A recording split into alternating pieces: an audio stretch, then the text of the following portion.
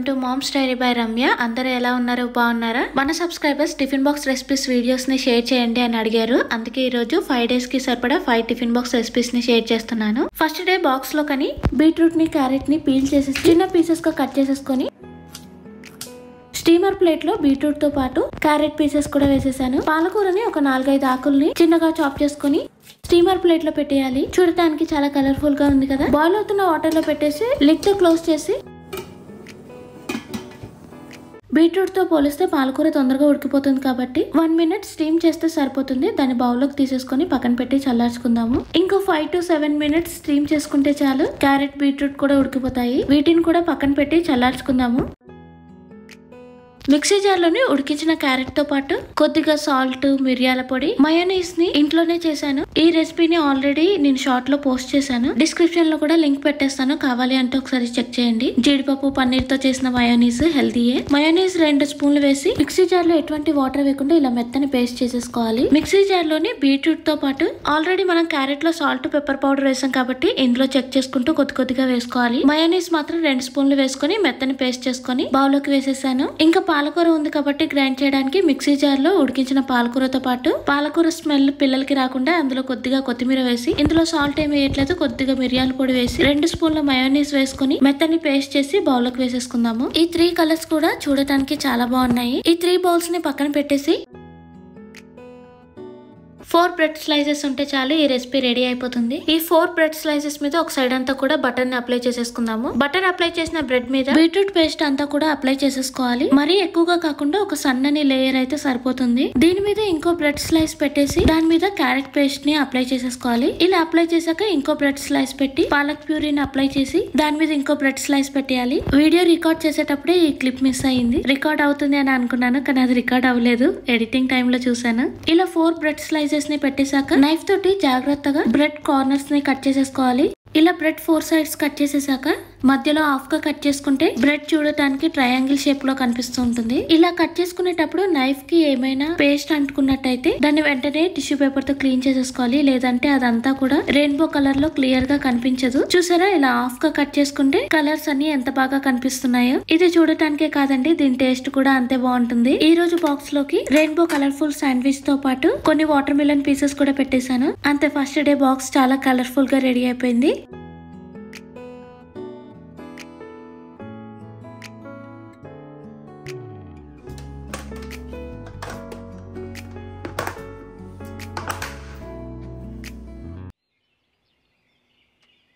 Second day box కోసం అని night బౌల్లోని ఒక 1/2 కప్పు ఎర్రపప్పుని నీట్ గా వాష్ చేసుకుని వాటర్ వేసి నానపెట్టేశాను. ఈ పప్పులో ఎక్కువగా హై ప్రోటీన్ ఉంటుంది కాబట్టి అప్పుడప్పుడు దీంతో రెసిపీస్ చేస్తూ ఉంటాను. అలా ఈ హాలిడేస్ లో ఈ రెసిపీని ట్రై చేశాను. ఈ పప్పుని ఒక 2 hours నానపెట్టుకుంటే సరిపోతుంది. బ్రేక్ఫాస్ట్ లోకి అయితే నైటే నానపెట్టేస్తాను. మార్నింగ్ వరకు పప్పు బాగా నానిపోయింది కదా.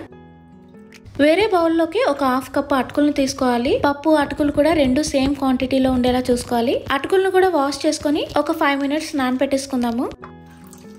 మిక్సీ జార్ లోని నానపెట్టిన ఎర్రపప్పుతో పాటు నానపెట్టిన అటుకులు వేసి కొద్దిగా పులుపు కోసం పెరుగును యాడ్ చేస్తున్నాను. ఇష్టం లేని వాళ్ళు స్కిప్ చేయొచ్చు. చిన్న అల్లం ముక్క, పచ్చిమిర్చి, జీలకర్ర 1/3 కప్ వాటర్ వేసుకుని మెత్తని పేస్ట్ చేసేసుకుని బౌల్లోకి వేసేసుకోవాలి. ఇందులోనే చిన్నగా చాప్ చేసుకున్న 2 tablespoons ఆనియన్స్, క్యారెట్ తురుము, కొత్తిమీర, రుచికి సరిపడా సాల్ట్, పసుపు వేసి అంతా కలిసేలా మిక్స్ చేసేసుకోవాలి. ఇందులో కావాలి అంటే మనకి నచ్చినట్టు వెజిటబుల్స్ వేసుకోవచ్చు. బీట్రూట్ కానీ ఆనపకాయ తురుము కానీ వేసుకుని మిక్స్ చేసుకోవచ్చు. ఇలా అంతా మిక్స్ చేసేసాక పెనం వేడయ్యాక మీడియం టు లో అడ్జస్ట్ చేసుకుంటూ ఈ బ్యాటర్ ని చిల్లాలాగా కానీ చిన్న మినీ ప్యాన్ కేక్స్ లాగా కూడా వేసుకోవచ్చు. ఇది పిల్లలు ఇష్టంగా తినేలా కొద్దిగా మిక్కీ మౌస్ షేప్ లో చేస్తున్నాను. ఫుడ్ ఎంత అట్రాక్టివ్ గా కనిపిస్తే వాళ్ళు అంత బాగా ఇష్టంగా తింటూ ఉంటారు. ఇలా ఒకే ప్యాన్ మీద మూడింటిని మీడియం టు లో అడ్జస్ట్ చేసుకుంటూ లోపల వరకు ఉడికేలా కుక్ చేసుకోవాలి. ఒకవేళ హై ఫ్లేమ్ లో పెడితే లోపల వరకు ఉడకకుండా అడుగు తొందరగా మాడిపోతుంటుంది. కుదిరితే మాత్రం లో ఫ్లేమ్ లో మాత్రమే కుక్ చేయండి. ఒక సైడ్ అంతా బాగా ఫ్రై అయ్యాక రెండో సైడ్ టర్న్ చేసుకుని కుక్ చేసుకోవాలి.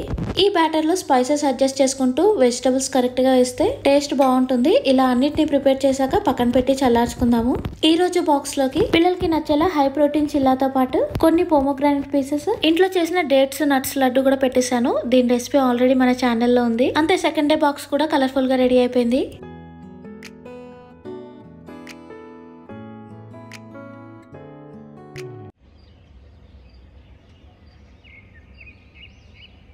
థర్డ్ డే బాక్స్ చాలా సింపుల్ గా ఉంటుంది, ఇంకా టేస్టీగా కూడా ఉంటుంది. ఈ రెసిపీని బాక్స్ లోకైనా సరే లేదంటే ఈవినింగ్ స్నాక్స్ గా యూజ్ చేయొచ్చు. బౌల్ లోని గోధుమ పిండి, సాల్ట్, వాటర్ వేసి డౌన్ ప్రిపేర్ చేసి ఒక 15 నిమిషాలు పక్కన పెట్టేయాలి. ఈ లోపు రూమ్ టెంపరేచర్ లో ఉన్న 5 పన్నీర్ క్యూబ్స్ ని చిన్న చిన్న పీసెస్ గా కట్ చేసేస్తున్నాను. పన్నీర్ కట్ చేశాక దీంతో పాటు రెసిపీలోకి కావాల్సిన వెజిటబుల్స్ ని కూడా కట్ చేసేసుకుందాము. గోధుమ పిండిని చపాతీలాగా ఒత్తుకున్న తర్వాత పెనం మీద వేసి ఒక 5 to 10 సెకండ్స్ ఒక సైడ్ లైట్ గా కుక్ అయిన తర్వాత రెండో సైడ్ ఇంకో 30 సెకండ్స్ కుక్ చేసుకోవాలి. మరీ చపాతీలాగా ఎక్కువ కుక్ చేసుకునే అవసరం లేదు. ఇలా చపాతీలు రెడీ చేసుకుని పక్కన పెట్టేసి బౌల్ లోని ఉడికించిన స్వీట్ కార్న్ 2 టేబుల్ స్పూన్లు, స్వీట్ కార్న్ లేకపోతే స్కిప్ చేయొచ్చు అండి. 2 టేబుల్ స్పూన్ల క్యాప్సికమ్, ఆనియన్స్, కట్ చేసుకున్న పన్నీర్ క్యూబ్స్ తో పాటు రుచికి సరిపడా salt, chaat masala, pepper powder, 1 tablespoon tomato ketchup, 1 tablespoon mayonnaise వేసి అంతా కలిసేలా మిక్స్ చేసేసుకోవాలి. ఎక్కువగా కుక్ చేసుకున్న చపాతీ సైడ్ మనం రెడీ చేసుకున్న స్టఫింగ్ అంతా ఒక సైడ్ పెట్టేసి పైనుండి కొద్దిగా చీజ్ ని స్ప్రింకిల్ చేసుకోవాలి. చీజ్ వేసినా వేయకపోయినా సరే ఈ రెసిపీ టేస్ట్ బాగుంటుంది. చపాతీని ఒక సైడ్ నుండి ఫోల్డ్ చేసేసి అలానే ఇంకో చపాతీని కూడా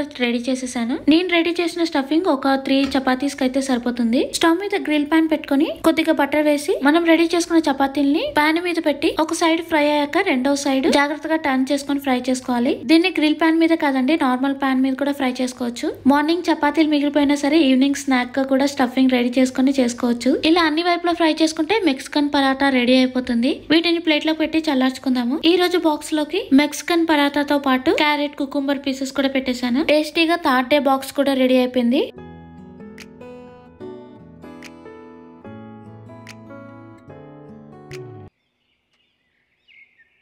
ఫోర్త్ డే బాక్స్ కోసమని 1/2 కప్పు పెసరపప్పుని బౌల్లో వేసి 2-3 సార్లు నీట్ గా వాష్ చేసుకుని వాటర్ వేసి నైట్ నానబెట్టేశాను.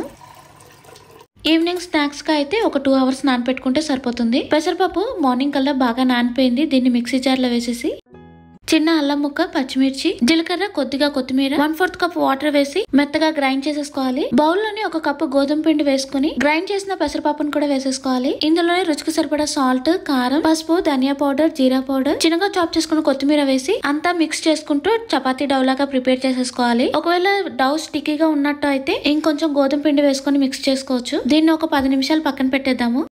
ఈ లోపు బౌల్లోని రూమ్ టెంపరేచర్ లో ఉన్న 5 పన్నీర్ క్యూబ్స్ ని వేసి మెత్తగా మ్యాష్ చేసేసుకోవాలి. ఇందులోనే చిన్నగా చాప్ చేసుకున్న క్యాప్సికమ్, ఆనియన్, క్యారెట్ తురుము, కొద్దిగా పెప్పర్ పౌడర్, సాల్ట్, నిమ్మరసం వేసి మొత్తం మిక్స్ చేసేసుకోవాలి. నిమ్మరసం వేయడం వల్ల ఈ స్టఫింగ్ బాగుంటుంది. 10 మినిట్స్ తర్వాత డౌన్ ని తీసుకొని చపాతీ లాగా ప్రెస్ చేసుకున్న తర్వాత దాని మీద రెడీ చేసిన స్టఫింగ్ అంతా కూడా పెట్టేసుకోవాలి. లాస్ట్ టైం ఇలాంటిదే మనం ఆలూ పరాటా లాగా ట్రై చేసాం కదా, అలాగే ఇది ఇంకొంచెం డిఫరెంట్ గా పెసరపప్పును కూడా వేసాము పిండిలో. స్టఫింగ్ అంతా వేసేసిన తర్వాత వీడియోలో చూపించిన విధంగా ఒక సైడ్ నుండి ఫోల్డ్ చేసేసుకోవాలి. ఆ తర్వాత పీసెస్ గా కట్ చేసుకొని వాటి మీద చేతితో ఒకసారి ప్రెస్ చేసుకొని పెనం మీద కొద్దిగా ఆయిల్ వేసి మీడియం ఫ్లేమ్ లో పెట్టుకుని మనం రెడీ చేసుకున్న మినీ పరాటా బైట్స్ కూడా పెట్టేసుకొని స్లోగా ఫ్లేమ్ ని మీడియం టు లో అడ్జస్ట్ చేసుకుంటూ ఒక 8 to 10 మినిట్స్ రెండు వైపులా కుక్ చేసుకుంటే లోపల వరకు బాగా ఉడుకుతుందండి. పైనకి మనకు కనిపించడానికి అలా ఉంటుంది కానీ లోపల వరకు ఉడికిపోతుంది. మినీ పరాటా బైట్స్ అయితే రెడీ అయిపోయాయి కదా, వీటిని ప్లేట్ లోకి తీసుకుని పక్కన పెట్టి చల్లార్చుకుందాము. ఈ రోజు బాక్స్ లోకి మినీ పరాటా బైట్స్ తో పాటు ఇంట్లో చేసిన బనానా చిప్స్ కూడా పెట్టేశాను. ఈ రెసిపీ కూడా మన ఛానల్లో ఉందండి, కావాలంటే ఒకసారి చెక్ చేయండి. అంతే అండి, 4th డే బాక్స్ కూడా రెడీ అయిపోయింది. 5th డే బాక్స్ రెసిపీ చాలా సింపుల్ అండి, చాలా టేస్టీగా ఉంటుంది. బౌల్ లోని చాలా ఫైన్ గా చాప్ చేసుకున్న క్యాబేజ్ ని 1/2 కప్ వేసుకోవాలి. ఫైన్ గా చాప్ చేసుకున్న క్యారెట్ ని 1/3 కప్ వేసుకోవాలి. ఈ 2 వెజిటబుల్స్ కూడా ఫైన్ గా చాప్ చేసుకోవాలండి. ఒకవేళ నైఫ్ తో అయితే చిన్నగా చాప్ చేసేయండి, లేదంటే వెజిటబుల్ చాపర్ లో వేసి చిన్నగా చాప్ చేసేసేయండి. ఇందులోనే 2 టేబుల్ స్పూన్ల ఆనియన్స్, 2 టేబుల్ స్పూన్ల స్ప్రింగ్ ఆనియన్, ఒకవేళ స్ప్రింగ్ ఆనియన్ లేకపోతే స్కిప్ చేయొచ్చండి. చిన్నగా చాప్ చేసుకున్న కొద్దిగా కొత్తిమీర వేసేసి 1 టీ స్పూన్ వెల్లుల్లి వేసి వెజిటబుల్స్ ని ఎంత చిన్నగా చాప్ చేస్తే అంత బాగా ఉడుకుతుందండి లోపల వరకు, లేదంటే అవన్నీ పచ్చిగా ఉండిపోతాయి. వెజిటబుల్స్ అన్ని వేసేసాం కదండి, ఇందులోనే 3 టేబుల్ స్పూన్ల బియ్యం పిండిని వేసుకోవాలి. రుచికి సరిపడా salt, 1/4 teaspoon pepper powder, 1 tablespoon soya sauce వేసుకొని అంతా కలిసేలా మిక్స్ చేసేసుకోవాలి. ఇలా అంతా మిక్స్ చేశాక 2 లేదంటే 3 టేబుల్ స్పూన్ల వాటర్ వేసుకొని ఇంకొకసారి మిక్స్ చేసుకుంటే అదంతా స్పూన్ తో ఒకసారి ఇలా జరిపితే ఇలా మొత్తం కూడా దగ్గరకు వచ్చేయాలి విడిపోకుండా. ఇలా అంతా రెడీ చేశాక పక్కన పెట్టేసి స్టవ్ మీద పాన్ పెట్టి కొద్దిగా ఆయిల్ వేసుకుంటే సరిపోతుందండి. ఈ రెసిపీకి మరీ ఎక్కువగా యూజ్ చేయాల్సిన అవసరం లేదు. రెడీ చేసుకుంది కొద్ది కొద్దిగా వేసుకుంటే చేసుకుంటూ స్పూన్ తో రౌండ్ గా షేప్ వచ్చే విధంగా అడ్జస్ట్ చేసుకోవాలి. నేను ఇక్కడ బాక్స్ సైజ్ కి సరిపడా రౌండ్ గా అడ్జస్ట్ చేసేస్తున్నాను. చిన్నగా 2 వేసుకుంటున్నాను ఒకే పాన్ లో. ఫ్లేమ్ ని మీడియం టు లో అడ్జస్ట్ చేసుకుంటూ ఒక సైడ్ ఫ్రై అయ్యాక మాత్రమే రెండో సైడ్ టర్న్ చేసుకోవాలి. లేదంటే అది టర్న్ చేసేటప్పుడే ఇరిగిపోతుంది, చాలా డెలికేట్ గా ఉంటుంది కాబట్టి. రెండో సైడ్ కూడా టర్న్ చేసుకుంటూ కుక్ చేసుకుంటే మంచూరియా టేస్ట్ తో పాన్ కేక్స్ రెడీ అయిపోతాయి. ఈ రోజు బాక్స్ లోకి మంచూరియా పాన్ కేక్ తో పాటు కొన్ని పపాయ పీసెస్ కూడా పెట్టేశాను. ఈ వీడియోని అయితే ఇక్కడతోనే ఎండ్ చేస్తున్నానండి. మీకు ఈ వీడియో నచ్చినట్టయితే తప్పకుండా ఒక లైక్ చేసి మీకు ఏ రెసిపీ బాగా నచ్చిందో కామెంట్ చేయండి. మళ్ళీ ఇంకో మంచి వీడియోతో కలుద్దాము. Thank you for watching. Bye bye.